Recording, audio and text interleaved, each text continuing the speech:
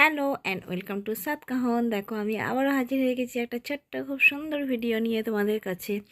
দেখো আমি 750 দুধ নিয়ে কিভাবে আমি 200 গ্রামের মতো ঘি বানালাম সেটাই অবশ্যই তোমাদের সঙ্গে শেয়ার করব। আর দেখো ঘিয়ের কালারটা কত সুন্দর হলুদ এসেছে, এর ট্রিকটাও তোমাদেরকে অবশ্যই আমি বলবো। তো চলো দেখে নেওয়া যাক কীভাবে বানালাম।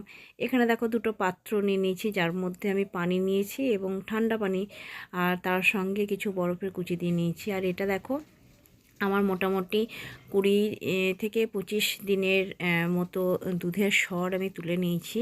যে আমি দুধটা কিনি সেই দুধটা থেকে যে একটা করে লেয়ার পরে সরের পাতলা পাতলা, সেটাকেই তুলে তুলে আমি একটা কাঁচের পাত্রের মধ্যে ফ্রিজে নিয়ে আর ফ্রিজের মধ্যে রেখে দিই। দেখো তারপরে ওটা একটুখানি ভালো করে ঝাঁকিয়ে নিয়েছি। তারপর দেখো এরকমভাবে আমি ঘোরাচ্ছি। তোমরা চাইলে এটা মিক্সার গ্রাইন্ডারেও করতে পারো, সেটা হলে আরও তাড়াতাড়ি হবে। ঠিক আছে, তো এটা আমার দাদির ট্রিক, আমার দাদি এইভাবেই বানায়, তো আমিও এইভাবেই বানিয়েছি। দেখো তারপরে এটা আমার করতে মোটামুটি 45 মিনিটের মতো লেগেছিলো। আর এখানে আমার হেল্পিং হ্যান্ড চলে এসেছে, যে আমাকে হেল্প করে বলে মাথা পাগল করে দিচ্ছিল। তো যাই হোক, দেখো এইভাবে গোল গোল করে ঘোরাবে, যত বেশি ঘোরাতে পারবে তত তাড়াতাড়ি হবে। তো আমার ওই 40 থেকে 45 মিনিটের মতো লেগেছিলো। এখনও পর্যন্ত যারা চ্যানেলটিকে সাবস্ক্রাইব করনি অবশ্যই করবে, যতটা পারবে শেয়ার করবে, আর লাইক করতে একদমই ভুলবে না। দেখো এখানে পুরোপুরি ঘিটা মানে মাখনটা রেডি হয়ে গেছে।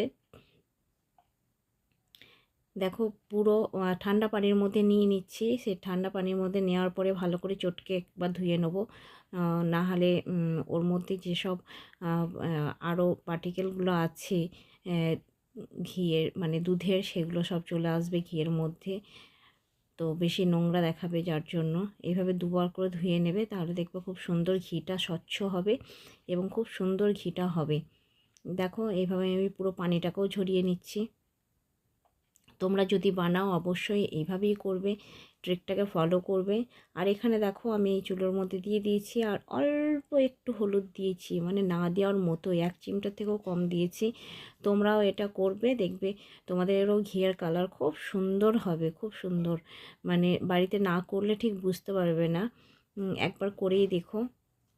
তারপরে দেখো অনবরত কিন্তু নাড়তে হবে ঘিটাকে।